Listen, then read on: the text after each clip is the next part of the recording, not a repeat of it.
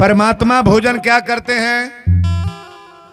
भगवान एक ही चीज पाते हैं। एक बार नारद जी ने भगवान से प्रश्न किया कि भगवान एक बात बताएं, आप पृथ्वी पर भोजन क्या करते हो? गड़ी छोहड़ा खाते हो कि काजू बादाम खाते हो, सेव संतरा खाते हो, चावल दाल रोटी सब्जी खाते हो कि फूल माला खाते हो? आखिर आप भोजन क्या करते हो? भगवान कहले कि नारद आप काहे पूछ रहे हैं? नारद जी ने कहा कि मैं जिज्ञासु बन के प्रश्न कर रहा हूं। अगर कोई भी प्रश्न करे ना तो ऐसा भाव लेकर प्रश्न करें कि विद्वान उसका उत्तर दे दे। नारद जी पूछने कि आप भोजन क्या करते हैं? भगवान ने कहा कि नारद, इस पृथ्वी पर अगर आप पूछ रहे हो तो मेरा भोजन गड़ी छोहड़ा फल मूल नहीं है। मेरा भोजन अभिमान है, घमंड। भगवान का खाई ले? घमंड। आई घमंड देला के देवेला के है भगवान, और लेता कौन है? परमात्मा ही देते हैं, लेते हैं महाराज। दूसरे का सौदा मान का नहीं है। आए हैं सो जाएंगे राजा रंक फकीर, आ कोई सिंहासन चढ़ चले कोई बधे। जाने आने वाला काम तो हम लोग का लगा है। भगवान से नारद जी पूछने की बताई, घमंड राउर भोजन हो, तई घमंड आवेला कैसे? भगवान कहले देने वाले हम हैं, लेकिन सीमा पार जब घमंड कर जाता है तो उसको मैं भोजन कर लेता हूं। रावण का सीमा पार कर गया घमंड महाराज। हिरण्यकशिपु का सीमा पार कर गया। दुर्योधन का सीमा पार कर गया घमंड। भगवान ने नाश कर दिया कि नहीं? नहीं नाश किया। अहे में जितना लोग बैठल भाई ईमानदारी से बोलो, सबकी अंदर घमंड बा कि ना? नहीं बा, नहीं बा। रास्ता चले जौन सहूर नहीं बा, उसे बतियावा दू बात। देखा तुरंत कह दी हमके सिखेबा, हमके हम सबके लेखा हम बानी। केकरे लेखा बाड़ा तुम बना? घमंडे लोग चूर रहता बाबू, और घमंड ही भगवान का भोजन है। घमंड करना मना नहीं है, करो, मैं मना नहीं करूंगा, लेकिन सीमा को पार घमंड न करे। अभिमान परमात्मा का भोजन है। भगवान ने बेटा बेटी घर दुआर दे बनी, और लेते हैं कौन? परमात्मा ही ले लेते हैं महाराज। एक बेर जीवन में पांचों भाई के अभिमान घमंड भई। पांच भाई कौन है? अर्जुन, भीम, नकुल, सहदेव, धर्मराज, युधिष्ठिर। पांचों भाइयों का अभिमान हो गया। अर्जुन जी कहले कि हमारी गांडीव से महाभारत समाप्त हो गई। भीम कहले कि हमारी गदा से। धर्मराज युधिष्ठिर कहले हमारी ज्ञान से। कन्हैया जी बगलिए में खड़ा रहले, कहले कि का कहला है? अर्जुन कहले कि बताई महाभारत का लड़ाई हमरे बाण से, हमरे धनुष बाण से समाप्त भइल कि ना? भगवान कहले हिनके बहुत साल देखी लो, लीला कैली हम मालिक बन गई। कहो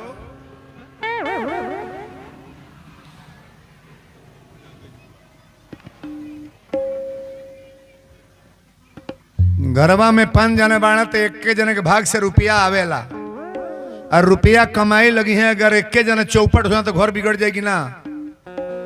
कोई मेहरारू कोई हमारे मर्द कमाता है, घर भर कचौर के खाता। ये कुल चल तक ना, इन्हें नहीं चलत हो, हमारे और चलेला। इन्हें तो लोग चैंपियन है ये हो। ओ मैं पिड़रा के लोग के आज 9वां दिन समझावे जाता नहीं हम। आज 9 दिन वीरेंद्र बाबा के हो गए। तन हे लड़का के डांट के बैठा ला, हे लड़का के कोई तो कायदे से बैठे, खड़ा ना होके कायदे से बैठा लो, तो पीछे लेके चले जाओ। बोलो सच्चे दरबार की जय। अर्जुन जी कहले कि हमारी गांडीव से महाभारत समाप्त हो गई। भीम कहले हमारी गदा से। धर्मराज युधिष्ठिर ने कहा कि मेरे ज्ञान से। कन्हैया जी बगलिए में रहले, भीतरे मुस्कियाए लगले, कहले अर्जुन आज हमारा मालूम हो गल कि तोहरी तोहरी तोहरी धनुष्मान से ही महाभारत समाप्त भइल। अच्छा, महाभारत के लड़ाई में सबसे बड़ा बलवान के रहल? अर्जुन के नाम रुआ जानी ले, लेकिन महाभारत में सबसे बड़ा वीर कौन? अर्जुन के झंडा के ऊपर केकर फोटो लागेला? बोले के पोरी हनुमान जी के। अर्जुन के झंडा के ऊपर हनुमान जी। महाभारत के लड़ाई में सबसे सर्वोपरि हनुमान जी। और रामायण की लड़ाई में राम जी को हीरो बनाने वाले कौन देवता? हनुमान जी। लक्ष्मण को बचाने वाले कौन देवता? हनुमान जी। सीता का पता लगाने वाले कौन देवता? हनुमान जी। रावण के परिवार को, लंका को जलाने वाले कौन देवता? महाभारतों में हनुमान जी रहल है। एगो देवता के एकेगो जुग दियाइल बा। राम जी के एगो जुग दियाइल त्रेता, कन्हैया जी के एगो जुग दियाइल द्वापर। हनुमान जी के कोगो जुग दियाइल? सतयुग। सतयुग में विष्णु भगवान, त्रेता में राम जी, द्वापर में कन्हैया जी, आई कलयुग चलता। चारों जुग का मलिकाई के दियाइल बा? चारों जुग प्रताप तुम्हारा, है प्रसिद्ध जगत उजी। ईमानदारी से बोले आजो हनुमान जी बाड़ा कि ना बाड़े? नहीं खे। और देवता चित्त न धरई, हनुमत से सर्व सुख करई। किसी देवता का नाम लो न लो, लेकिन हनुमान जी को जपने वाला व्यक्ति कभी डाउन नहीं होता है सरकार, कभी डैमेज नहीं होगा। हनुमान जी के दीपक जलावा, हनुमान जी की आराधना कर। अबे कहले हैं कि हमरा देव बाबा कि गुरुदेव सुख सोमार के जो दरबार लगी, टाइमो को वजह से बोल रहा भूला गई। सुख सोमार के दरबार लगी, जेकरा जेकरा झाड़ फूक ना होला, लिखित चीज मिलेला। विद्वानों द्वारा बढ़िया से बतावे लगी। तोहरा कहतना हमारे बताने कहने से कितने महिला का बच्चा हो गया, 12 साल 14 साल पर यह जगह ही आई। अब राउर इलाका हरुला सब जानता नहीं, तो सुख सोमार के दरबार में जरूर पहुंचल करी। हनुमान जी का दरबार है कि नहीं सामने? नहीं बनी? नहीं क्या हनुमान जी? अब गोड़ो नहीं लगल हुआ का? अरे बुढ़िया लाते नहीं नहीं, अब गोड़वे नहीं लगली।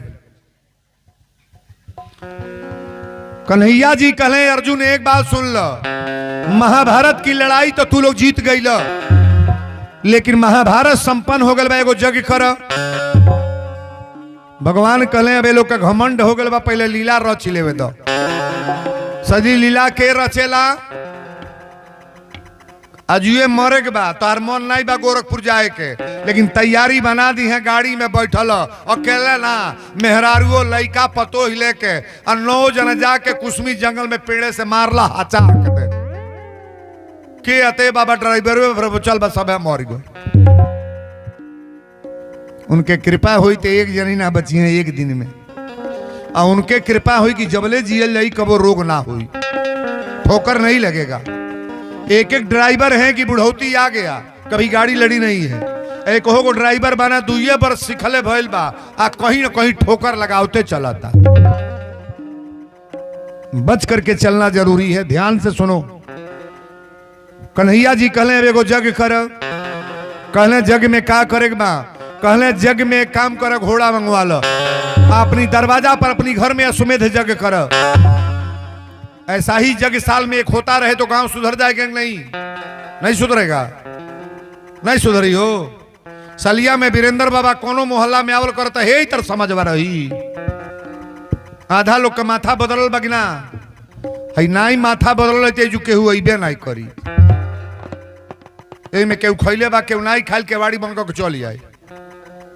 मालिक में ढूंढल करे, खोजल करे। आज बड़ी कथा में पहले कथा जरूरी बा, खाइल ना। आज की कथा तो कतई अपनी जीवन में उतार लो। कन्हैया जी कहले कि समेत जग कर, आ जग में घोड़ा मंगवा लो। घोड़ा पर बोर्ड लिखवा दा विश्व विजेता अर्जुन जी महाराज। जो घोड़ा को पकड़ेगा अर्जुन से युद्ध करेगा, और जो युद्ध में विजय प्राप्त करेगा 5 भाइयों से बलवान कहलाएगा। ए बाबू 5 जने मिल के घोड़ा मंगाओ लो, आ घोड़ा पर बोर्ड लिखा गल विश्व विजेता अर्जुन जी महाराज। जो घोड़ा को पकड़ेगा अर्जुन से लड़ाई करेगा और जो लड़ाई में विजय प्राप्त करेगा ये पांचों भाइयों से बलवान कहलाएगा। कन्हैया जी लीला रच दिल, घोड़ा मंगावल गई, घोड़ा पर बोर्ड लिखा गई। भगवान कृष्ण कहे अर्जुन ई घोड़ा अकेले ना जाई जहां छोड़ो तड़ो, एक पीछे तो हूं चलो हम चलो।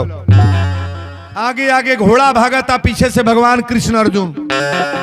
घोड़ा भागल गई जंगल में, कन्हैया जी लहकार देने घोड़ा भाग गए है। कन्हैया जी कहले कि देखबा घोड़वा नहीं गईल। आई अर्जुन जब घोड़ा के पीछे गईले तब देखा तना वही जंगल में मोरध्वज बेटा मोरध्वज के बेटा ताम्रध्वज शिकार खेले आइल बा।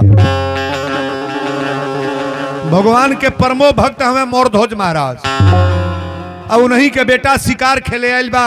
आज जब घोड़ा के बोर्ड पढ़ल कि विश्व विजेता अर्जुन जी महाराज जो घोड़ा को पकड़ेगा अर्जुन से युद्ध करेगा और जो युद्ध में विजय प्राप्त करेगा पांचों भाइयों से बलवान कहलाएगा। तप दे जाके ताम्रध्वज घोड़ा पकड़ लेलस।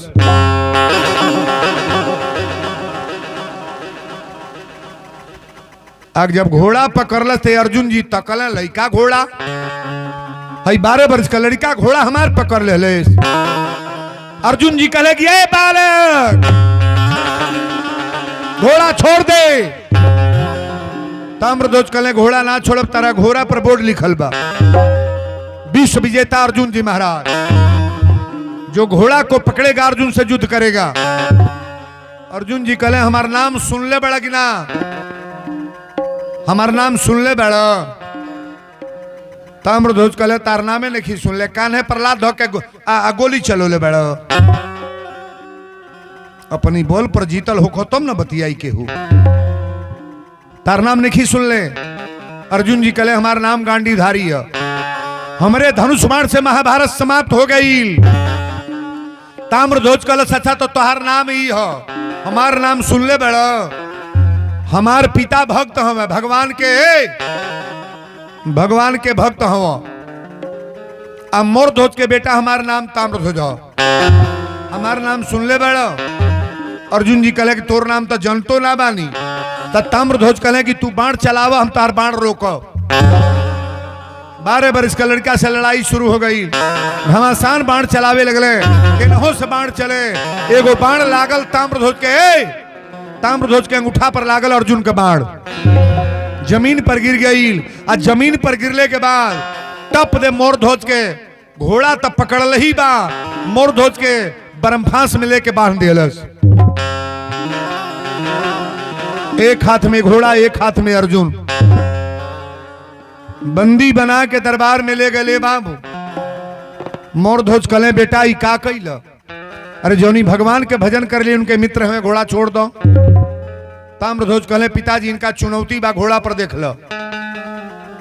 घमंडी आदमी का साथ कभी परमात्मा देते नहीं है, अभिमानी आदमी का साथ कभी भगवान देते नहीं है, छल कपट करने वाले का साथ कभी परमात्मा देते नहीं है जी।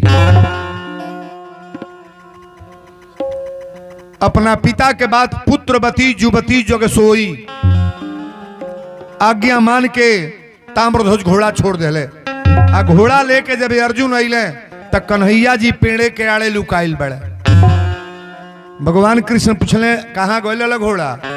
कहले कहाँ पूछतनी, सजी लीला रे कराओ तनी या घोड़ा पूछतनी। भगवान कहले हम तो ये जुबानी खड़ा, कहाँ गइल बोला? अर्जुन कहले गइल ना रहा, हमार पतन हो गइल। कहले कहाँ? आ तो 12 वर्ष का लड़का हमारी घोड़ा का बंदी बना के हमके बांध के दरबार में ले गए। कन्हैया जी पहले हंसे लगने, कहले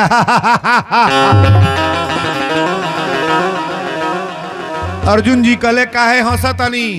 कन्हैया जी कहले अर्जुन कान खोल के सुन लो, तहके त बंदी बनौले ही रहल, दरबार में ले गए, परमात्मा के नचावे के क्षमता उकरी लगबा। भगवान को नचा सकता है, भगवान के नचावेला? घमंडी या कि भक्त? नहीं बुझाए। जे बकरी चरा के ले आई आ दुब्बा देखाए, अगर बकरी दुब्बा ना खाई तो 1 लाख रुपया इनाम हमें बकरी के पेट के भर ली भोरी भरी के हो कबो बकरी के पेट भरल बा सुन ले बनी केतनो चरा के ले आवा लब देहे में गब देहे में टूंगते चल।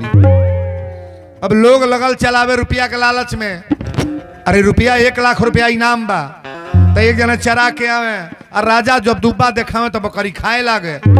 साल भर चरावल लोग के पेट ना भर। एक जना साधु बाबा गए राजा के दरबार में। साधु बाबा कहले रहुआ कहाँ बनी? साधु बाबा कहले आज बकरी हम चराए। राजा कहले बरबर चरवैया भाग गए रहुआ बकरी चराए। साधु बाबा कहले चराए।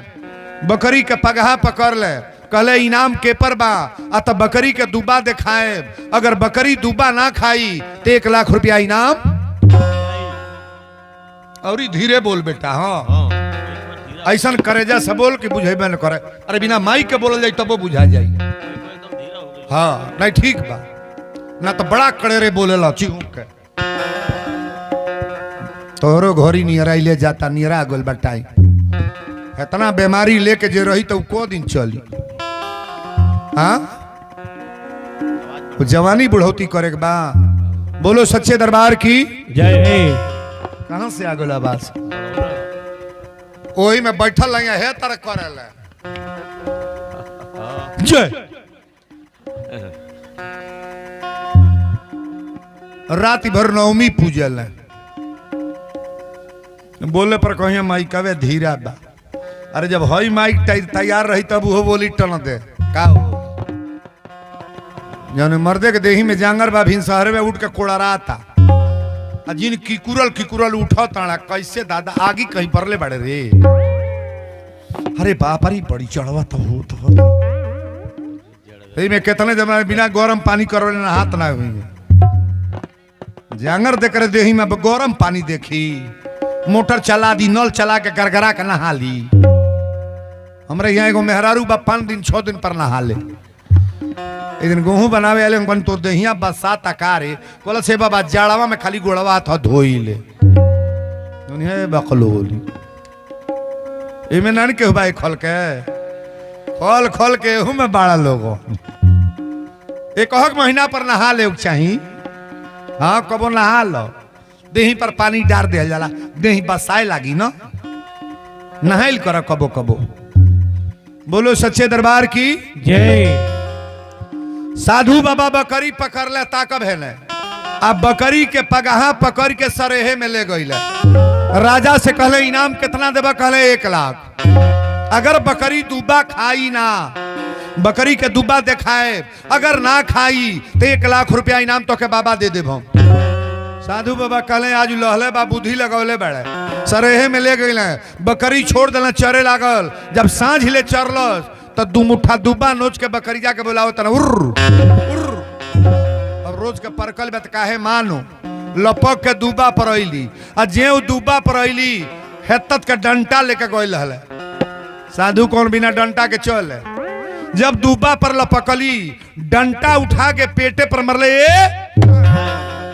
जब एक डंटा मरले तो बकरी तो भागल चिहुक कोलस काहे मारा तारे खैली है ना एक डंटा जमा दिहल।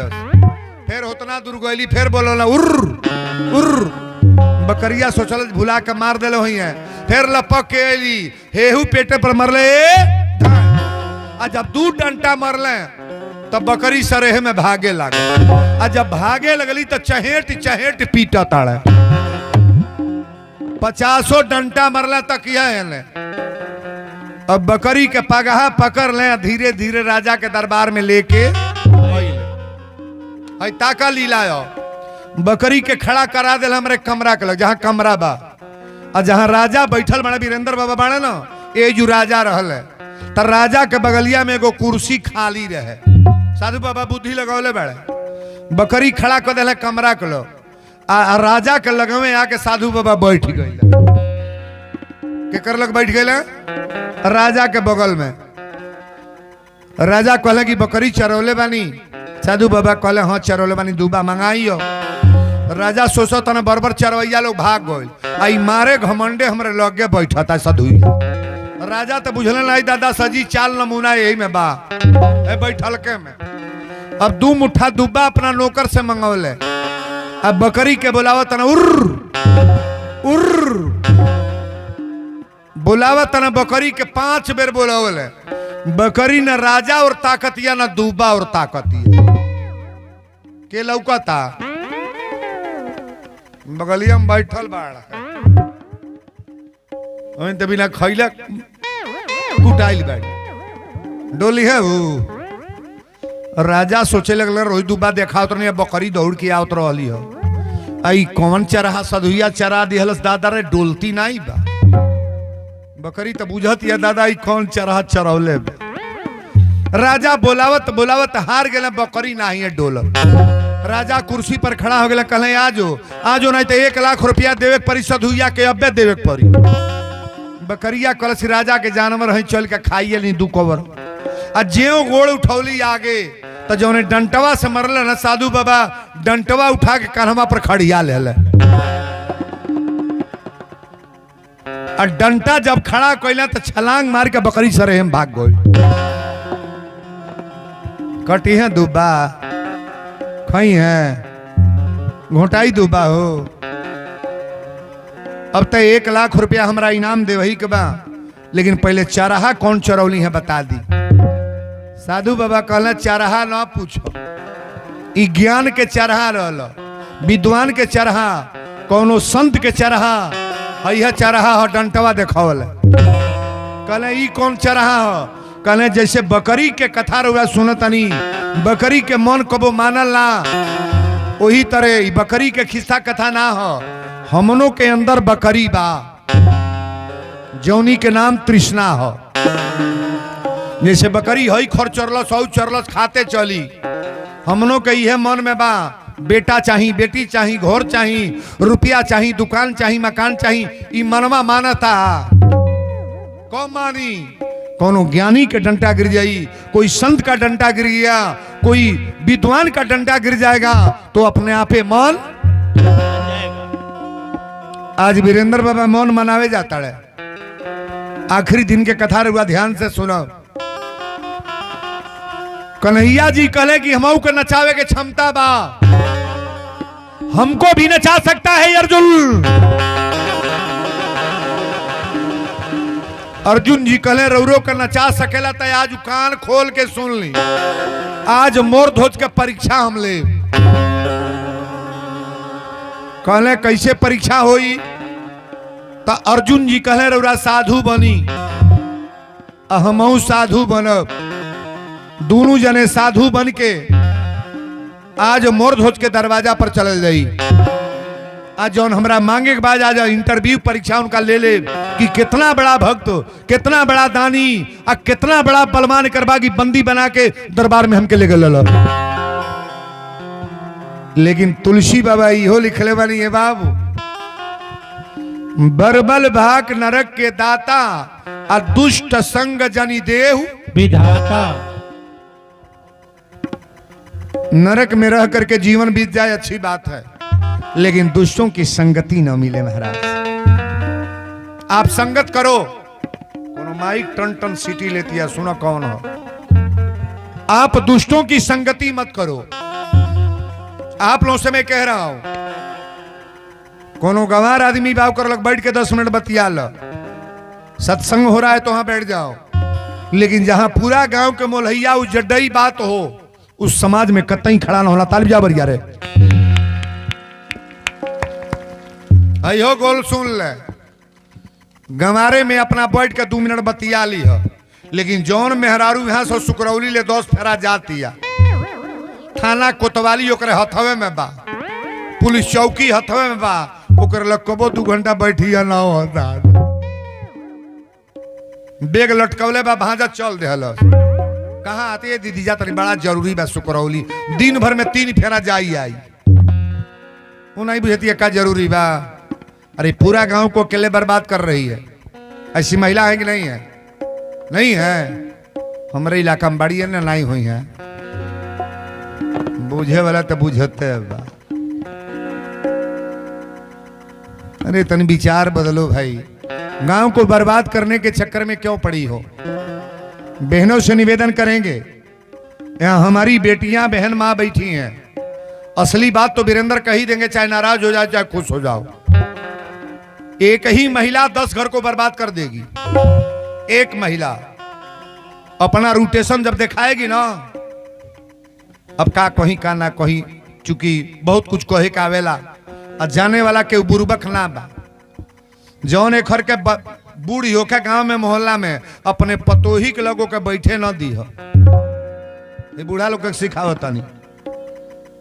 लेकिन पतोहियो रंगदार बाड़ी सो, पर्दा में से झांक के बुला दी है सो, आई के बाना, आई आई के बाना, अब बैठ के हताना, ये दुल्हनिया कैसे रहे, तार पतोही तो बड़ा हैसन है, तार मर्द हैसन हो, तोरे मर्द कमाता घर, दुइये दिन गल तो घर बटा गो।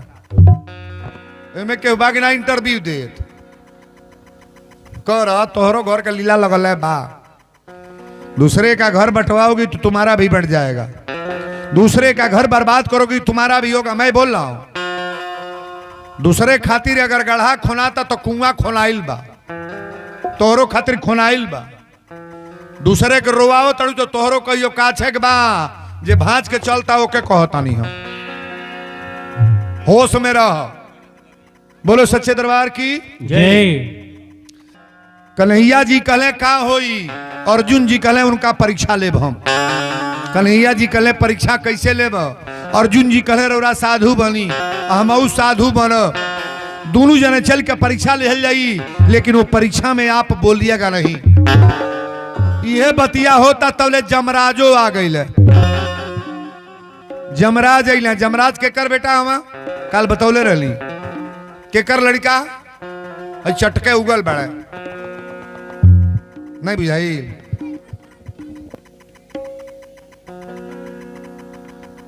और गाई ले गीतिया ना कलिया गौले रही, अरे अम्मा जे फरेला घवद फल तापर सुगा मेड़ा राय, सुगवा के मरबे धनुष से सुगा गिरे मोरो। कद का गीती है तिलके का ना, अरे बड़ी बड़ी लीला बा। यही तार तू कहाँ गोले तो पूछन देखो बूढ़ी कतिया तिलके के गीती हो, निराले बकलोले हो, तिलके के गीती हो। कद का गीती हो, छठी माई के गीत ना हो। माई का आशीर्वाद सबके ऊपर बनल है। अर्घा जौन दिहल जला के सूर्य भगवान के अर्घा दियाला, जौन पानी में आप लोग खड़ा होइले, सूर्य भगवान के अर्घा काहे दियाला। छठी माई के व्रत में सबसे बड़ा तपस्या सूर्य भगवान, सूर्य के अर्घा ऐसे दियाला। सूर्य के बेटा जमराज हवा, जमराज के कर लड़का हवा सूर्य के। ई निवेदन कल जाला कि हे सूर्य भगवान, अपनी बेटा के डांट फरकार के राखे, हमारी बेटा के ऊपर, हमरा पति के ऊपर को आँच ना आवो। ये निवेदन हमने का कल जाला। रौरा पाँच कोसी भरी लेना तो 2 वरदान बड़ा तगड़ा मिलेला, बेटा के या पति के। अब तक पुजो डुप्लीकेट होता, जौन मेहरारू कबो गोड़ नहीं लागत या मर्दे के कबो उ करवा चौथ ही जरूर भूखतिया। कौन महीना पड़ला हो, कौन महीना हो, भादो में, कथी कवे में, चलनिया में झांके लीसो, उ डेंट पेंट कह के तक है। अरे बाप है तोरी बकलोले के। जीवन में कबो गोड़े न लगा, एक दिन गोड़ लगा फल मिल जाई। जीवन भर के कोरी एतवार भुखले छूट जाई। पूजा करना है तो डेली, एक दिन नहीं। कहले की परीक्षा ले, तब ले जमराजो आ गए। जमराज पूछले कैसन शोर होता, कन्हैया जी कहले कि मोर धोच के परीक्षा ले जाता है। जमराज कहले सरकार परीक्षा तो हम ले।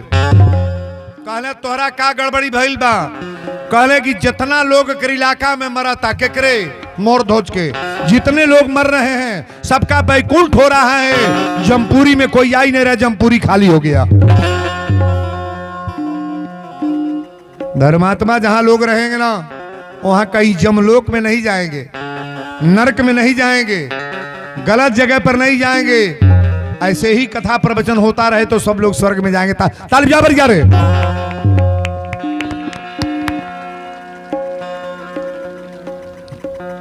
कल हम परीक्षा ले, भगवान कृष्ण कल तू परीक्षा ले तो बोलबा कि ना?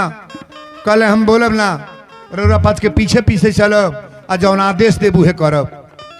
साधु बन के जमराज के कहल लोग, जब जमराज ओरिजिनल शरीर नहीं, आप बाघ बन जाओ।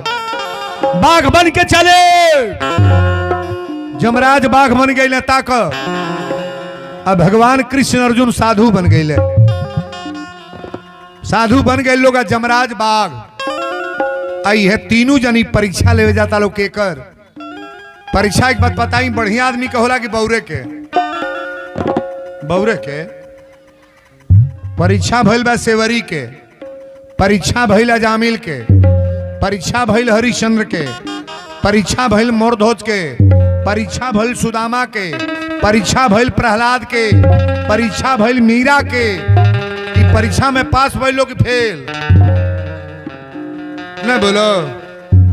हमनी के कौन परीक्षा बा? लगा बजा के फौदारी करा दो, कोनो गरीबे के खेत छेका लो, कोनो का घूरा हटवा दो, कोनो का पड़ोहा बोहे न दो। तोहार कौन परीक्षा बा हो? तो डायरेक्टर नरक में जाता रहो। आपका क्या परीक्षा है? परीक्षा तो सुंदर लोगों का होता है।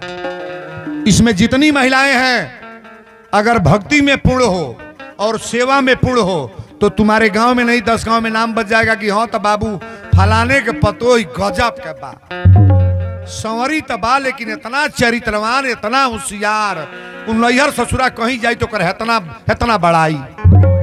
ए में केहू बैठल बा, नैहर जाइए तब अरे वही खल कहैया नेरे नहीं पिटा ले, वही खल कहैया नेरे नहीं जूझता। खल वाली न बनो, पिड़रम केहू बा कि नहीं ये खल के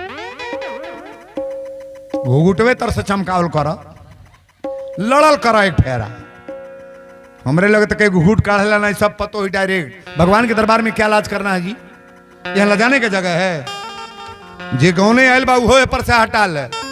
अरे एक दिन तो सारा कपड़ा हटा करके कफन लपेटा जाएगा, लेकिन परमात्मा के दरबार में आने के बाद विचार न बदले। यहाँ आने जाने से कोई मतलब नहीं है। साधु बन गए भगवान कृष्ण अर्जुन।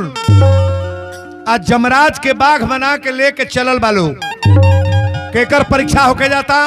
तो भक्त मोरध्वज के।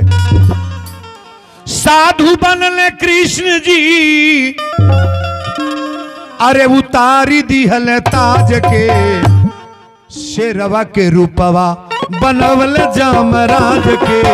शेरवा के रूपवा बनवल जमराज के, शेरवा के रूपवा बनवल जमराज के, शेरवा के रूपवा।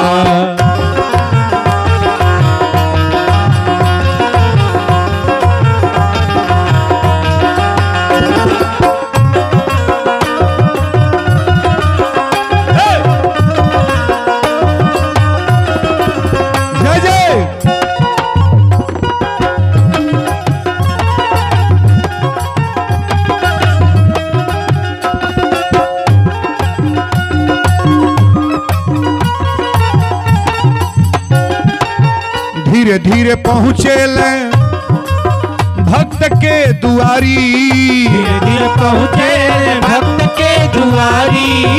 पिता बड़े मोरध्वज बड़ी महतारी, पिता बड़े मोरध्वज बड़ी महतारी। कहले वीरेंद्र बाबा, कहले वीरेंद्र बाबा प्रभु सरकार के। साधु बन के दुआरी पर गए लोग। बाबू साधु बनने में फायदा है कि नहीं? नहीं फायदा बा। डुप्लीकेट साधु रावण बनल तबो कल्याण, काल नेमी डुप्लीकेट बनल तबो हनुमान जी केड़ा बजल सुधर गए। ताकिएगा, साधु बनने में बड़ा फायदा है। एक जना साधु बाबा एगो दुआरी पर रोज भीख मांगे जा, और जब जब भीख मांगे जा, जब जब जा तो औरतिया बुढ़िया रहल, जन बुढ़िया पतोहिया तक कुछ कहे ना, लेकिन बुढ़िया कहे तार जांगर जरल बा, जवान जुआन बड़ा कोनो कार ना कर सकल, रोज खरियानिया सुलिबा, रोज रोज खरियानी रोज। साधु बाबा मन मार के चलिया में, एक दिन गईले, 2 दिन गईले, 4 दिन लगातार, 1 महीना। गाँव के मेहरारू कहलिए बाबा जब उरौरा के रोज गरियावे तो का ओकरे दुआरे पर लब दे जाली। साधु बाबा कहले नहीं कुछ देती है, गाड़ी देती है न, ताका हमरे ओर गरिया देती है न, ई गरियो महंगा बा। लोग कहले रुआ पगलाल बनी, गाड़ी होके साधु होके सुनो। साधु बाबा कहले कुछ तो देती बा। एक दिन गईले पोतना से घर लिपत रहता कहे गोबर माटी डार के है तर लिपत या निहुर निहुर। तब ले गईले कहले जय हो जजमान। बुढ़िया कहले से आ गल मल छऊ ता रोज यह लाइन लागल बा, दे कुछ नहीं गाड़ी दे दी। बुढ़िया कहले हट जा दुआरे पर तक देखल नहीं चाहत। साधु बाबा कहले कुछ देबू। अरे 1 महीना हो गया आवत। ए दादा उहे गोबर या माटी वाला पोतना उठा के आ चपाक दे ओई मुहे पर मरबत कहले चाप दे। साधु कहले गजब का बाड़ू हो। अरे कुछ देबो ना कहले 1 पोतना। लेकिन एक बात गौर करना, हंसने की बात नहीं है। इतने गनीमत रहे कि बुढ़िया के नाती एको ना रहले। 15 बरिस पतोही कैले भइल है, ओकरा घर में एगो पोता ना रहे। साधु बाबा की जब पोतना से मरलस न तो साधु बाबा तुरंत कहले जो पोता से मरले बड़े तोरा पोता होई। क्या कहले? पोतना से मरले बड़े तोरा पोता होई। भक्तनिया सोचे लगल दादा मरबो कहलिए साधु बाबा पोता का आशीर्वाद दे दे, लेकिन दिहलस ना कुछ। साधु बाबा पोतना लेके कुटी पर गईले। पहले पानी में खंघार खंघार धोल है, ओकरे बाद सरफ डाल के धोल है, फिर सरफ डालने 5 बेर धोले के बाद कपड़ा सुखौले और सुखा के बतीहर बनौले। अब बतीहर से वही भगवान के मंदिर में दीपक जलावे लगले। कहले पोता से मरले बा, अब पोतना है, पोतना से मरले बा, अब पोता के आशीर्वाद दे दिल बनी भगवानों के एगो नाती जरूर देता। साधु कबो केहू के बुराई ना सोची महाराज। ए दादा उ जब दीपक जले लागल त 9वां महीना में ओकरा पतोही के पेट में बच्चा। आ जब 9 महीना बीतल त ओकरा पतोही के लड़का भल। ताली बजा बर यारे। दौड़ल गई बा जौने के खटकिनिया कहल जाला, गाड़ी देते रहे ना। आ दौड़ के जाके बाबा के गोड़वा पकड़ के पहले 1 घंटा रोवल। कलश बाबा हम रउरा के जान ही नहीं पौनी कि रउरा एक क्वालिटी के बानी, रउरा भगवान है। हमरा बेटा हमरा नाती हो गल तो रउरा भगवान ना बानी। वीरेंद्र बाबा से और सुधार हो जाता रउरा हमके का मानो, डायरेक्ट भगवान मानोगे। और जनता तो भगवान मुझे मानती है महाराज, लेकिन मैं भगवान बनने लायक नहीं हूं। आपन बेटा भाई समझ करके मेरी कथा को सुनो। आप बुढ़िया कलश बाबा हमरा दुआरे पर चली। साधु बाबा कहले तोरा दुआरे लायक ना बानी। अरे पुतना से मरले बड़े फिर का कुछ तो मार दे।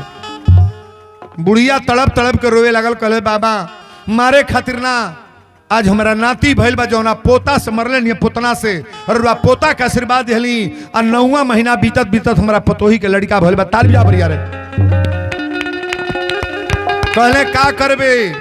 बुढ़िया कलश बाबा हमारा 4 बीघा खेत बा, 2 बीघा अपने नाती के नाम से और 2 बीघा रउरा कुटी के नाम से लिखब।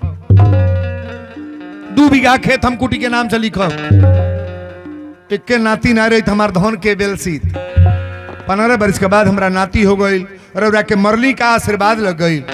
साधु बाबा के आंख में आंसू आ गए। कहले देख अगर मन से साधु आशीर्वाद दे दे, संत मन से आशीर्वाद दे दे तो तुम्हारे घर का कल्याण कल्याण ही महाराज। ये बुढ़िया के विचार बदल गए। विचार जानता नहीं कब बदला, जब आदमी के प्रगति होखे लागला तो बदल जाला। आज हमारे वृद्धि चंद का विचार बदल गया कि नहीं? धन कमाई जाता लेकिन बढ़िया जगह पर लागो। धन कमाई जाता अच्छा जगह पर लागो। आधा जग के खर्चा अकेले रोक ले ना रोक ले। 3,11,1111 रुपया के दान निकाल ताल बजा बढ़िया रे। है कि नहीं बढ़िया बात? रुपया कमाई जाता निम्न जगह पर खर्च कर। न तो रुपयो कमैला जाके अंडा कबाब में 10 गो गुंडा बोला के खूब कचोर के खियावा, दारू बोतल का बोतल पियावा। ये बढ़िया जगह बा, सुंदर काम में लगाओ। अब ताकब एक कथा के, साधु बन के दरवाजा पर गई लो के करी घरे भक्त मोर ध्वज की यहाँ दोनों जनी साधु बनल वालो भगवान कृष्ण अर्जुन आ साथ में बाघे के जमराज के बाघ मनोले बने। दुआरे पर जाके बोल लो सितारा। मोर ध्वज कहले घंटा बजाओ तो घड़ी घंट कहले हमारी दुआरे पर साधु आ गई ले। साधु दरवाजे पर आएगा तो कल्याण होगा। बाबा लिखे हैं कि अब मोहिबा भरोसा हनुमंता, अब बीनू हरि कृपा मिले ही नहीं संता। संत मिलन को जाइए तज ममता अभिमान, आज ज्यो ज्यो पग आगे बढ़े कोटिन यज्ञ समान। कहले हमारी द्वार पर साधु आयल बस घड़ी गंड छोड़ के दौड़ के गेले मूड़ी पटक देले। अब मूड़ी पटक के कहले बाबा आप लोग आसन ले, नाश्ता पानी जलपान के व्यवस्था करी। कन्हैया जी कहले अर्जुन बताओ हम बोलो। कहले रौरा मत बोलो, अगर बोलब तो खाली हम बोलब। हम कहले ठीक बात तो ही बोलो। अर्जुन जी कहले कि ए राजन तोहरा द्वार पर भोजन करे ना आयल बनी, अगर आ गल बनी तो एक चीज सुन लो, तारा दरवाजा पर आयल बनी तो ये हमार बाघ भूखाइल बा। कहले बाघ भूखाइल बा तो जा तनी बाजार लगल बा मांस ले आके खिया दे। कहले बाघ भूखाइल बा सुन ला, लेकिन इहो समझ ला बाजारू मांस हमार बाघ ना खाला। पहले 3 वचन ला जौन मांगब तो दे दे बखिना। मोर ध्वज कहले महाराज संत होके 3 वचन काहे धरावत हनी? संत के न घोटले बा न बटले बा। कोनो साधु के लग साधु आ जा तो खैले कमी होई, मले छे साधु बा तो कर कमी हो जाई। कितनो खरिहानी असुली तो कोई कुछ होइया नहीं। वीरेंद्र बाबा खाली घूम घूम खाए लागे तो हमका खैले के कमी बा। अच्छा हमें के कब टाइम खिया सकला? हाथ उठाव तो बा हमरा खैले मान के बा। कितना खाई? पूरा पलटिया लेके घूमी तबो तना खा पाई। एक दिन लोग खियावे तब 12 गो महीना होला, अब तबो तो बच जाई। खाने को कमी साधु का होगा, सुंदर विचार वाले आदमी का कभी कमी नहीं होगा महाराज। विचार को पहले बदलने का प्रयास करो। और तुम पीछे कह दो गरी बाबू रे, बाबू और तुम पीछे कह दो। हाँ और पीछे तो कह दो, पीछे हो।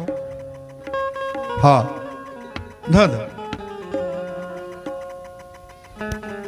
बड़ी सुंदर भाव कथा का है। कहले कि तोहरी दुआर पर आइल बानी, एक चीज के हमके पहले 3 वचन ला कि जौन मांगब तो देब कि ना। कहले सरकार दे दे।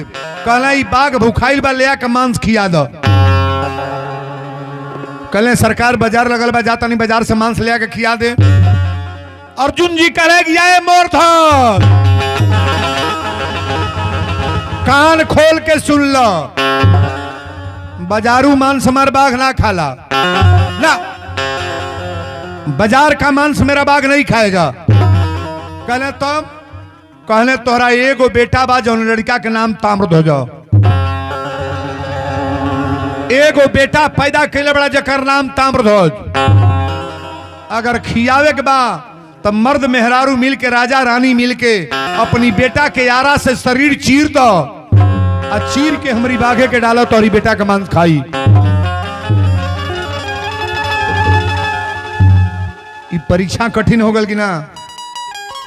धरती पर कहीं बेटा चिराइल देखले बनी, आज बेटा चिराए जाता। मोर ध्वज जब सुनले कि सरकार बेटा चीर के खिया दो, तो मोर ध्वज कहले भगवान आज उले धरती पर बड़ा दरबार में साधु अइले।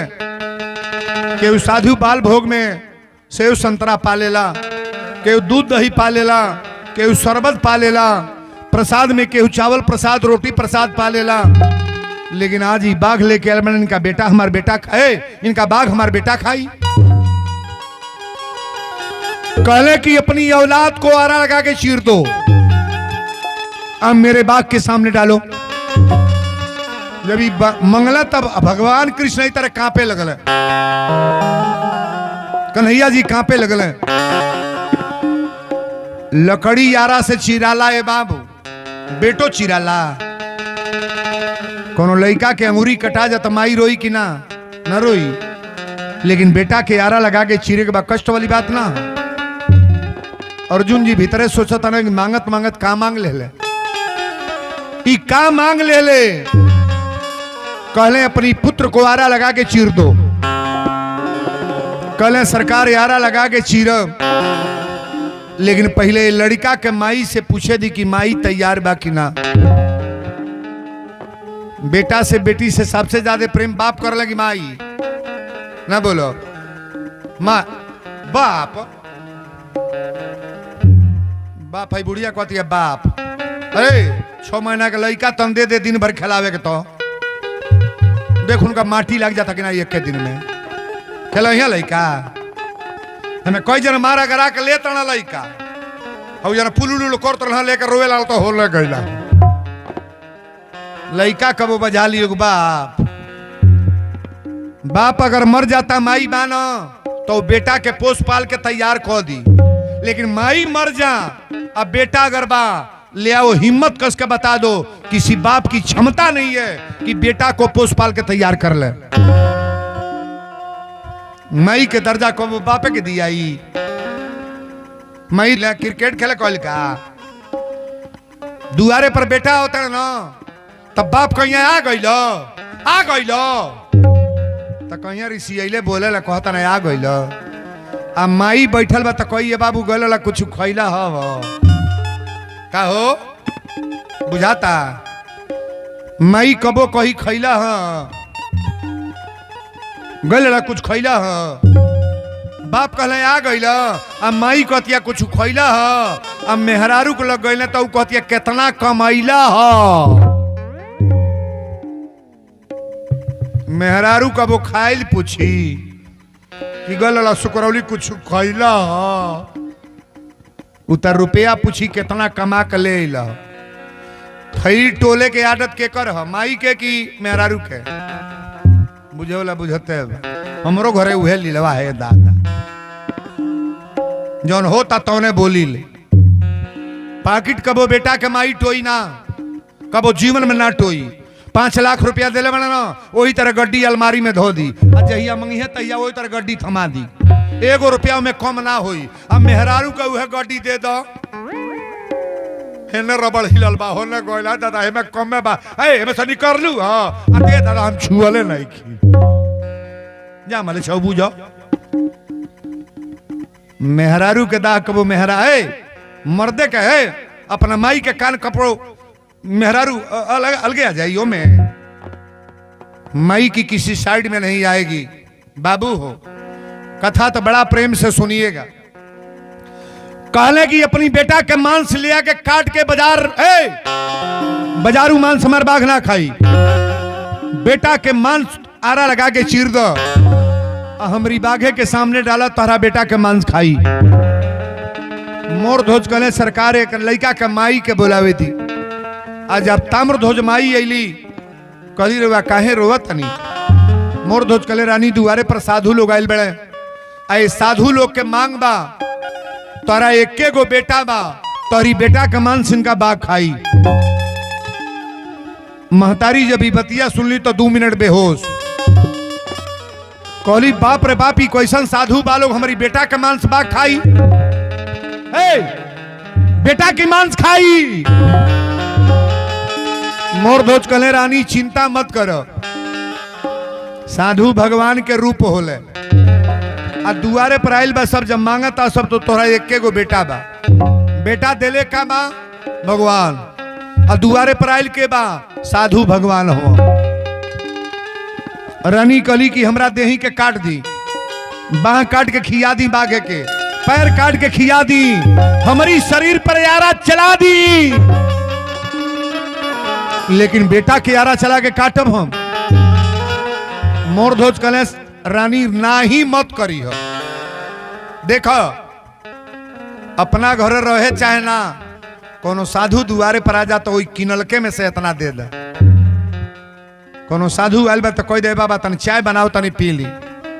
ए बाबा हमरा तो देखे के वो मिलेला ना, जितना गरीबों में इज्जत हो जाता है बड़े लोगों में होता नहीं है महाराज। अब बड़े लोग कोई कोई, जैसे हमरा आपके वृद्धि चंद जी हैं, बड़ा कोई कोई, कोनो गरीबे घरे वीरेंद्र वगैरह बा काट नहीं होता ना, और ओकरा बियाहे में चल जाई चादरा धो दी है। सो चादरा धोआ के धीरे वीरेंद्र बाबा आगे बढ़े, चौकी धो के टप दे चादरा बिछी और जौने वाले के यहाँ सो थरिया में पानी लेके बाबा के गोड़ दोई। उ दमादे के चाहे रिश्तेदारन के पूछता, पहले वीरेंद्र बाबा के पीछे पड़ जाई है।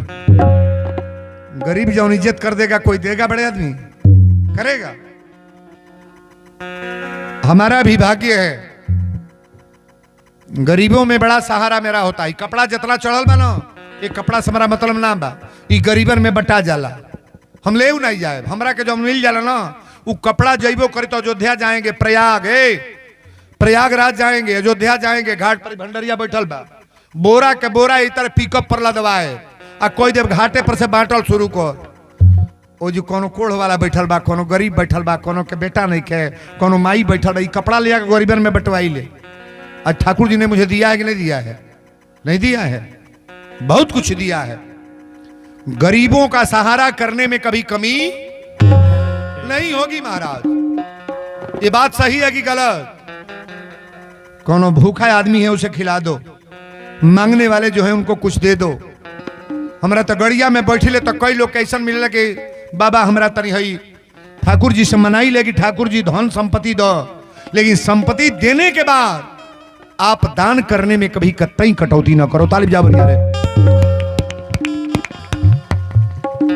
कहले कि बेटा के आरा लगा के चीर दो, रानी कली की स्वामी सब होई, लेकिन बेटा के ऊपर आरा लकड़ी तो हन आई कैसे चीरा?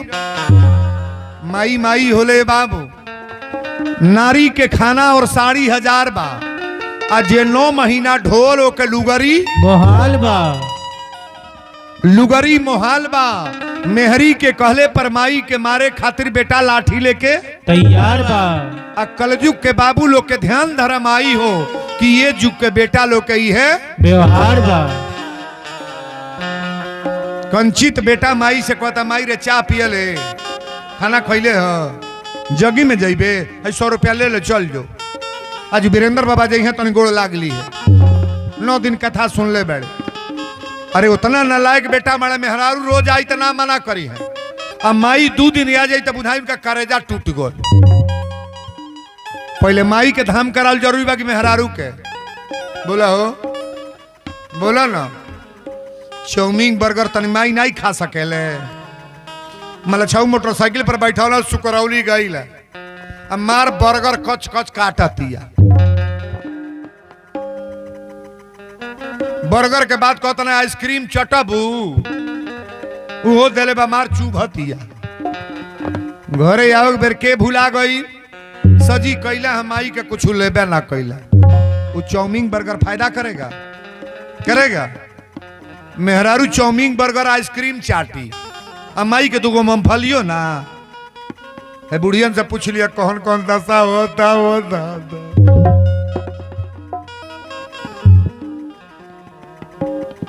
वीरेंद्र बाबा का कथा है, केहू विद्वान ही बात ना बोली ना। माता पिता का दहा सेवा होगा, साधु संत का सेवा होगा, अपने से बड़ों का आदर होगा, उस घर में संपत्ति आगे बढ़ेगी। ताली जाओ बढ़िया रे। रानी कली की बेटा कैसे चीरा? मोर ध्वज कले रानी अपना मुंह से ना ही ना करी हो, ना ही ना करे के बा, बेटा चीरे के बा। कली कैसे चीरा? मोर ध्वज कले मुड़िया पीछे कली हो, आरा खींचे लगी हो, लेकिन माई त माई है बाबू। आरा जब लेके चलल लो, ताम्र ध्वज के गैली बोलावे तो चिहू के उठले सुतल लाले, कहले माई माई। महतारी कली बेटा रोवत कहे बेर, कहले माई सपना देखली कि 4 गो दूत हमके टांग के ले जात रहा। महतारी सोचे लगली जो सपना देखले बा लड़का आजू है बात बा। कली बेटा दुआरे पर साधु लोग आयल बड़े, आ एगो बाघ लेके आयल बड़े। मोरध्वज कहले ताम्रध्वज कहले का भाई पिताजी के कोनो आज्ञा बा? कहली कि हाँ बेटा आज ये करे बा, ई लोग दही दूध घी अचार ना खाई लो, इनका बाघ आयल बा ये बाघ खाई। ताम्रध्वज कहले का? तो इनका माई कहली बेटा तोहार मांस खाई आरा लगा के चीरे के बा। ताम्रध्वज कहले माई हमार मांस? कहली हाँ बेटा तोहार मांस। कहले कि अबे चीरे के बा? कहली हाँ। ताम्रध्वज कहले तोहरी पेट में से पैदा भइल बानी, तोरी छाती के दूध पियले बानी, कोरा में तू खेलोले बाड़ू, जैसन आज्ञा दा माता श्री हम तैयार बानी। लड़का तैयार हो गए बाबू, जमीन लिपली आ लीप पोत के आई है ताम्रध्वज के बैठौली।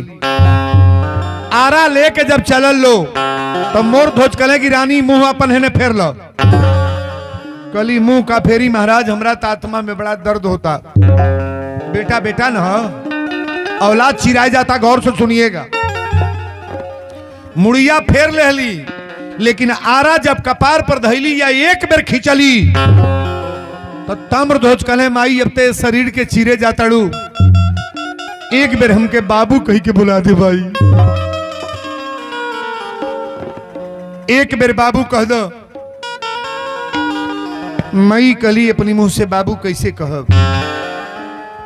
अगर बाबू कह दे तो हमरा आंख में आंसू आ जाई। भगवान पहचान तो उसी का करते हैं, कि जितनी संपत्ति है आप ठाकुर जी को समर्पित कर दो। बड़ी सुंदर भाव है।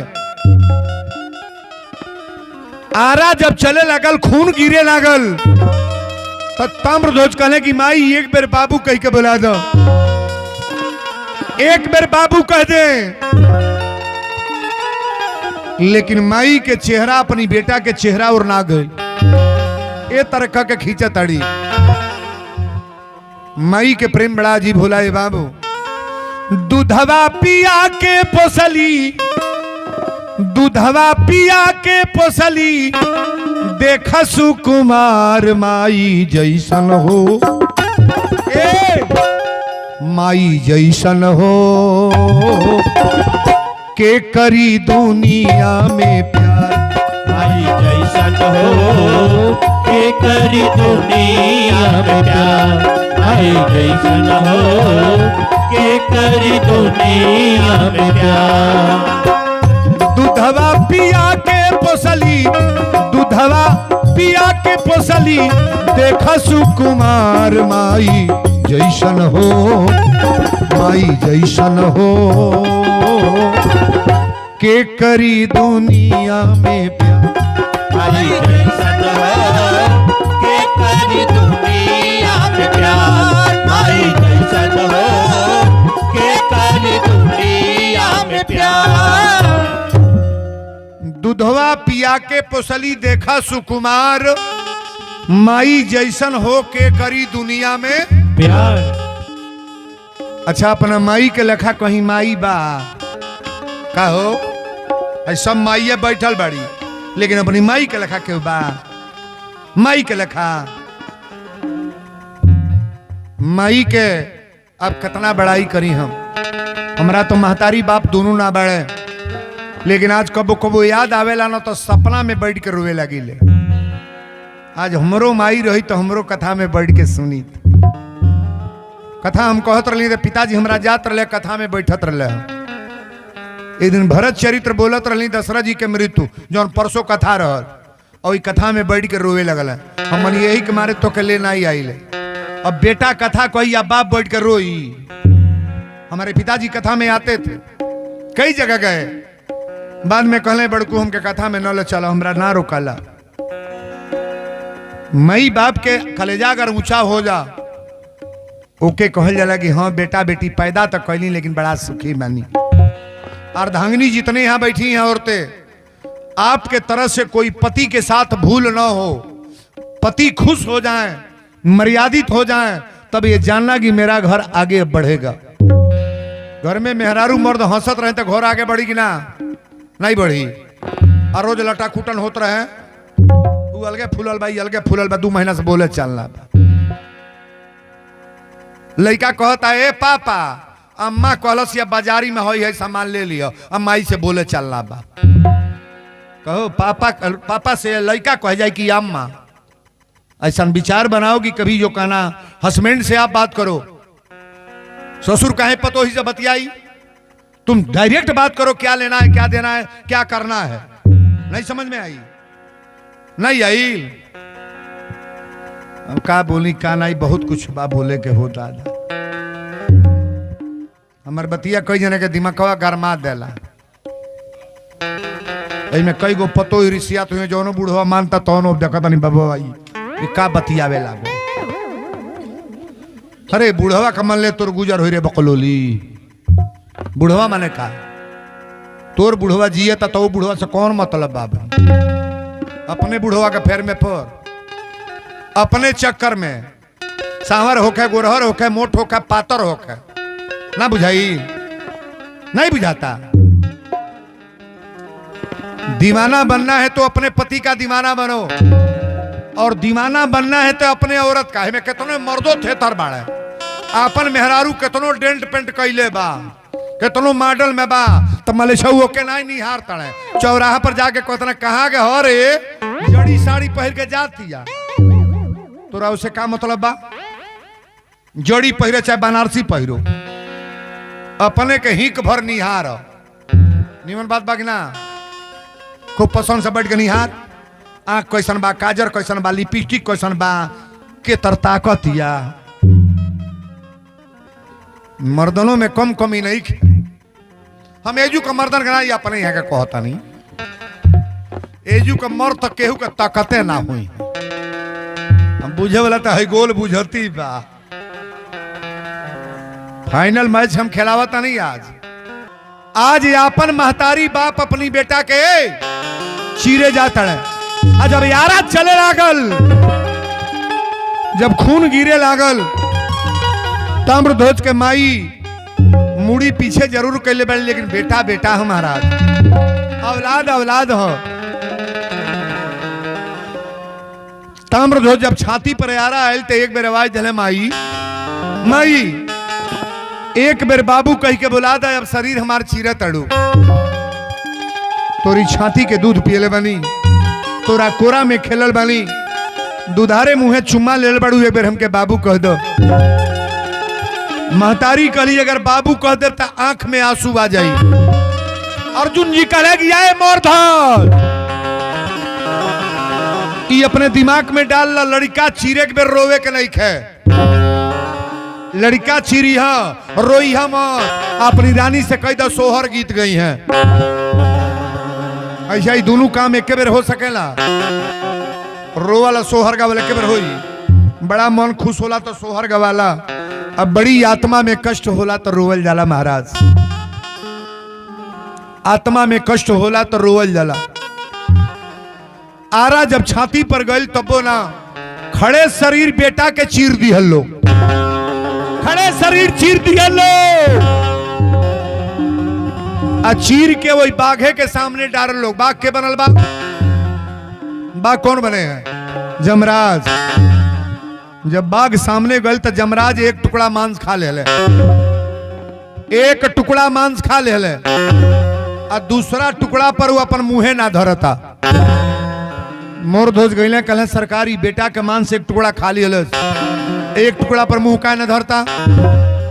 अर्जुन जी कहे जब लड़का चिराए लगल तो भगवान फूट फूट के रोए हैं। महाराज किसी भक्त के ऊपर कष्ट पड़ता है तो पहले कौन रोते हैं? भगवान। भक्ति में अपना दम जमाओ ना। हम तो इंटरव्यू करके देख लिए महाराज, जहां जहां मेरे ऊपर कहीं कष्ट की बात आती है, परमात्मा ऐसे ऊपर से लोग लेते हैं। महाराज इतने दिन का उम्र हो गया, ये हम मनाते हैं कि भगवान उतना सुखी मत बनाओ। सुख आने के बाद व्यक्ति परमात्मा को भूल जाता है। जितना है उतना ही बहुत काफी है। मुझे तुमने मालिक बहुत कुछ दिया है, तेरा शुक्रिया है, तेरा शुक्रिया है। जितना बा उतने में खुश रहो ना। लड़का के चीर के डर ले तो मोर ध्वज कहले हमरा बेटा के मांस बा खात काहे न बा। अर्जुन जी कहले रोवला लोगे का। रानी कली हम रोवल ना बनी। मोर ध्वज कहले सरकार हम ना रोवल बनी। कन्हैया जी कहले कि ये अर्जुन नहीं महतारी रोवल बा नहीं बाप रोवल बा। लड़का जौने के ऊपर आरा चलल है। जब माई माई 5 बेर कहलस आ माई अपना बेटा के बेटा ना कहलस तो एक आंख में आंसू आयल बा। कहले त मांस त ना खाई। पैर बटोर लो बाबू ई मांस त ना खाई। कहले काहे। कहले जौनी आंख से आंसू आयल बा ये साइड के मांस ना खाई। कहले ठीक बा ना खाई एक टुकड़ा खा लिया। अब चली हमारे यहाँ जलपान करी आप। अब हमारे यहाँ जल पिएंगे कि नहीं। अर्जुन जी कहले कि ये मोरध्वज जलपान की बात कर रहे हो। कथा तय आइल बा। कहले जलपान तोहरे यहाँ करती पानी पियती लेकिन कान खोल के सुन लो निसंतानी के छुअल पानी हम ना पियली ना।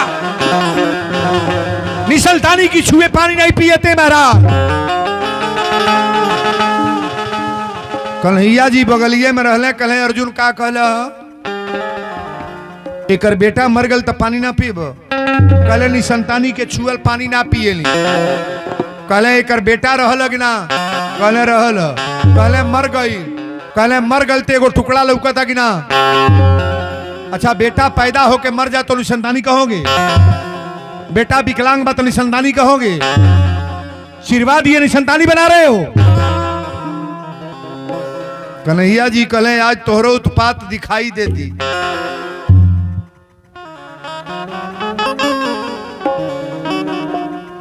जिंदगी में हजारों का मेला जुड़ा। जिंदगी में हजारों का मेला जुड़ा। हंस जब जब उड़ा तो अकेला उड़ा। बोलो राम राम राम बोलो श्याम श्याम श्याम। बोलो राम राम राम बोलो श्याम श्याम श्याम।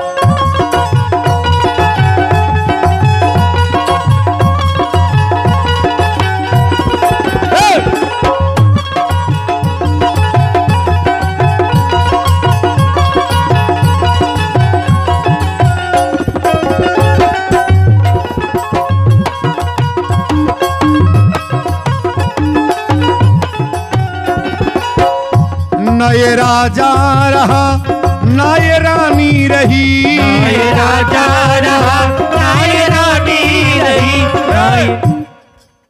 यहाँ आने के बाद कोई विधायक बनता है, कोई संसद बनता है, कोई प्रधान बनता है, कोई सभासद बनता है, कोई मंत्री बनता है, लेकिन मरने के बाद क्या जाता है। गीत को गौर करोगे आप। ना ये राजा रहा ना ये रानी रही। ना ये राजा रहा ना ये रानी रही। ना ये रानी रही। कहने सुनने की बस एक कहानी रही। कहने सुनने की बस एक कहानी रही। तेरे संग में ना ओ तेरे संग में ना तेरे संग में ना कुछ भी अधेला गया। हंस जब जब उड़ा तो अकेला उड़ा। बोलो राम राम राम बोलो श्याम श्याम श्याम। बोलो राम राम राम बोलो श्याम श्याम श्याम।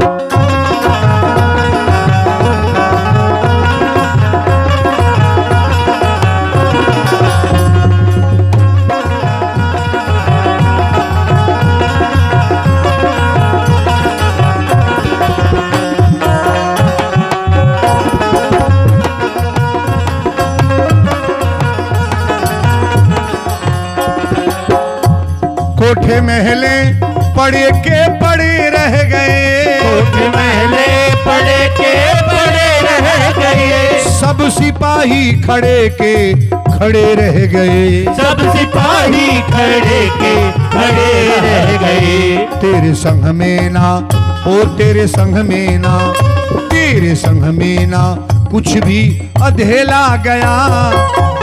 हंस जब जब उड़ा तो अकेला उड़ा। बोलो राम राम राम बोलो श्याम श्याम श्याम बोलो राम राम राम बोलो श्याम श्याम श्याम बोलो राम राम राम बोलो श्याम श्याम श्याम बोलो राम राम बोलो श्याम श्याम श्याम बोलो राम राम राम बोलो श्याम श्याम श्याम बोलो राम राम राम बोलो श्याम श्याम श्याम। जिंदगी में हजारों का मेला जुड़ा, हंस जब जब उड़ा तो अकेला उड़ा। कथा तय बाइल बतन ताकब हमरा और कहले कि निसंतानी के छुअल पानी ना पिए। तने एगो बात रोवा बताए, जेकरा ऊपर भगवान की हाथ बा उ निसंतानी हो जाई होई। जा पर कृपा राम कर होई, असो पर कृपा करे सब कोई। होइहन वही जो राम रच राखा को करी तर्क बढ़ावही शाखा। लेकिन एकरा पहले तनी हयो चौपैया पढ़ल कर। कर्म प्रधान विश्व करी राखा, आ जो जस करही सो त सफल चाखा। आप जैसा कर्म करोगे फल मिलेगा महाराज। बोलो सच्चे दरबार की जय। कथा तय बाल बता कहले निसंतानी के छुअल पानी ना पिए। कन्हैया जी कहले काहे ना पिएब, अतेकर बेटा मर गल निसंतानी ना बा। भगवान कहले जब हम बटले बानी तो तू कुछ बतिया ल। पूरा जवार एक कोर, एक गो आदमी के कपारे पर भगवान के हाथ बा, जीती की हारी का हो? हर जाई हर जाई। भगवान कहले रुको अब हमके साधु बने दे। खजड़ी लिहल कबीर पंथिया लोग भजन गावेला बाबू होतन लाइन बदले जाता। खजड़ी लेके भगवान कहले डायरेक्ट जिंदा करब तबे जान जी है जियौले हो। लेकिन देखी कबीर पंथिया लोग भजन जो निर्गुण गावेले ई वीरेंद्र बाबा देता रे। आरी तब हम जानी हो, आरे तब हम जानी, अकाया गढ़ जी तब जोगी हो तब हम हरि हो। काया गढ़ जी तब जोगी हो तब हम जानी। काया गढ़ जी तब जोगी हो तब हम जानी। तब हम जानी हो तब हम जानी। काया गढ़ जी तब जोगी हो तब हम जानी। काया गढ़ जी तब जोगी हो तब हम जानी। हरि हो। ओही काया गढ़वा में धोबी निरानी बाबू हो, धोबी निरानी। ओही काया गढ़वा में धोबी निरानी बाबू हो, धोबी निरानी। ओही काया गढ़वा में धोबी निरानी। ओही काया गढ़वा में धोबी निरानी। कपड़ा धोवेली बिना, कपड़ा धोवेली बिना सोडा ही पानी। काया गढ़ जी तब जोगी हो तब हम हरि हो। काया गढ़ जी तब जोगी हो तब हम जानी। काया गढ़ जी तब जोगी हो तब हम जानी। तब हम जानी हो तब हम जानी। काया गढ़ जी तब जोगी हो तब हम जानी। ई काया गढ़ का तनी गौर कर। ओही काया गढ़वा में बढ़ई निरानी बाबू हो, बढ़ई निरानी। ओही काया गढ़वा में बढ़ई निरानी बाबू बढ़ई निरानी। आरे वही काया गढ़वा में बढ़ई निरानी। ओही काया गढ़वा में बढ़ई निरानी। लकड़ी गढ़ेली बिना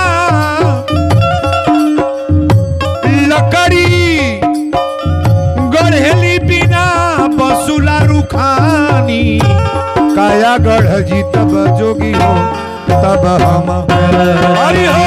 काया गढ़ जितब जोगी हो तब हम जानी, काया गढ़ जितब जोगी हो तब हम जानी, तब हम जानी हो तब हम जानी, काया गढ़ जितब जोगी हो तब हम जानी। ओही काया गढ़वा में तेली नीरानी बाबू हो तेली नीरानी। वही काया गढ़वा में तेरी रानी बाबू हो तेरी रानी, ओही काया गढ़वा में तेली नीरानी। वही काया गढ़वा में तेरी रानी। अरे तेलवा पेरेली बिना तेलवा पेरेली बिना सरसों ही घानी। काया गढ़ जी तब जोगी हो तब हम हरि हो। काया गढ़ जितब जोगी हो तब हम जानी, काया गढ़ जितब जोगी हो तब हम जानी, तब हम जानी हो तब हम जानी, काया गढ़ जितब जोगी हो तब हम जानी। ओही काया गढ़वा में पंडित ज्ञानी बाबू हो पंडित ज्ञानी। वही काया गढ़वा में पंडित ज्ञानी बाबू हो पंडित ज्ञानी, ओही काया गढ़वा में पंडित ज्ञानी। वही काया गढ़वा में पंडित ज्ञानी। बेदवा पढ़ेले बिना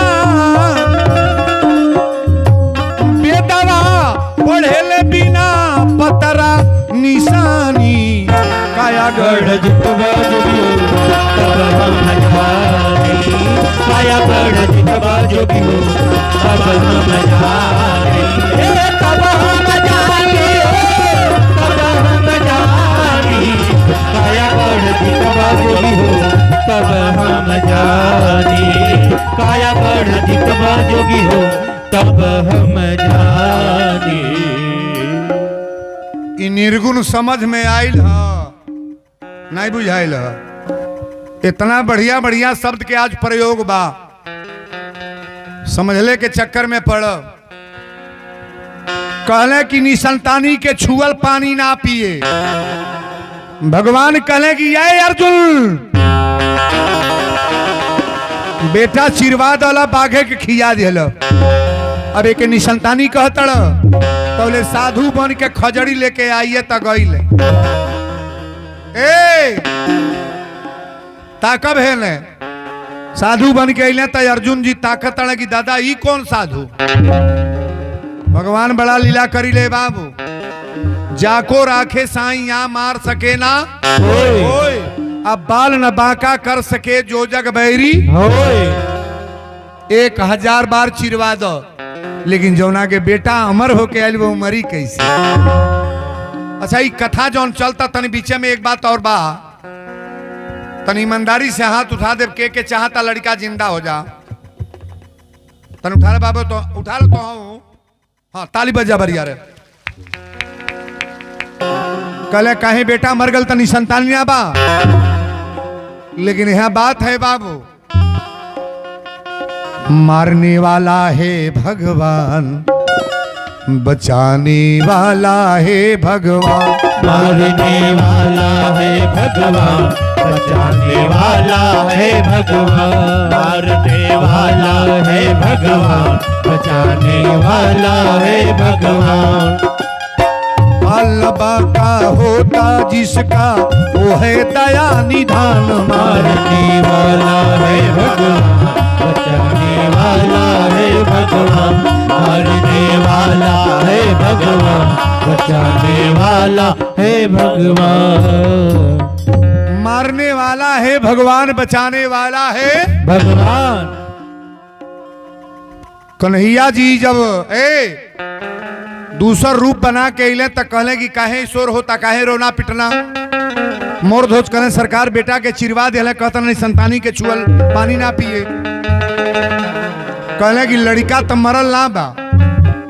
अर्जुन जी कहले काहे बेटा चिरा गल बा, मरल ना बा। कहले बच्चा मरा नहीं है।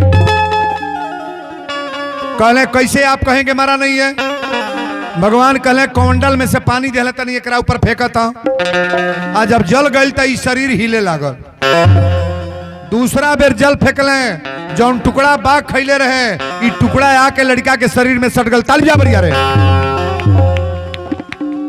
आ तीसरा बेर जब जल फेंकले तो लड़का खड़ा हो गल। तालिया बढ़िया। कथा तय बाइल बा, तनी गौर कर। अर्जुन जी जाके भगवान के गोड़ पकड़ के रोए लगले। कन्हैया जी कहली अर्जुन रोवत कहे बार? अर्जुन कहले आज हमरा पता चल गया कि हम गलत हैं महाराज। कन्हैया जी कहले ईमानदारी से बोलो, इस पृथ्वी पर सबसे बड़ा भक्त कौन है? अर्जुन कह दिया का कि भक्त बनी। कहले कि सरकार अगर सबसे बड़ा परमो भक्त आपका है तो ये मोर ध्वज है। कहले सबसे बड़ा बलवान पृथ्वी पर कौन है? कहले कि सबसे बड़ा बलवान अगर है तो ये ताम्रध्वज है। तालिया बढ़िया रे। अर्जुन से कहले कि आज से अपना जीवन में मैं कथा जो रखा हूं केवल अभिमान घमंड पर। भगवान ने कहा अर्जुन घमंड वालों के पास से मैं दूरी बना लेता हूं। घमंडी व्यक्तियों के पास से जहां हम तहां हम नहीं रहते हैं। जहां हम होता है वहां मैं नहीं रहता हूं। घमंडी आदमी का साथ मैं तुरंत छोड़ देता हूं। अर्जुन जी कहले सरकार आज हमरा बुझा गई, धरती पर सबसे बड़ा बलवान अगर है तो इसका बेटा ताम्रध्वज, जो हमारे जैसे गांडीवधारी को बंदी बना के दरबार में ले गया। और सबसे बड़ा भक्त है तो इसका पिता मोरध्वज, जो अपने बेटा को आरा लगा के चीर दिया और चीर करके बाघ के सामने डाल दिया।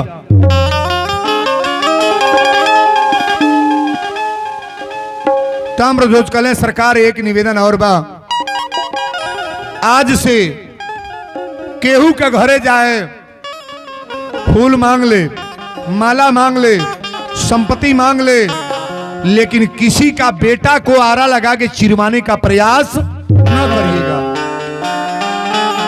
भगवान भरभर भरभर रोए लगले। कहले मैंने बहुत बड़ी गलती की, एक निवेदन और कर दें। 9 दिन जो प्रवचन वीरेंद्र बाबा किए हैं, अगर कोई गलत शब्द निकल गया हो, हम बहुत सारे शब्द बोले हैं, हो सकता है कि मेरी बात कोई गलत हो गई हो, तो आप अपना बेटा, अपना भाई, अपने घर का सदस्य मान करके मुझे क्षमा करना। ताली बजाइए बढ़िया रे। बोलने वाला व्यक्ति से तो ही गलती होती है महाराज। यहाँ सब हमारी बेटियां बैठी हैं, माँ बैठी हैं और पिता तौलुक हमारे चाचा भाई नौजवान साथी। अगर कोई गलत बोल दिए हो शब्द तो अपना बेटा भाई समझ करके क्षमा करिएगा।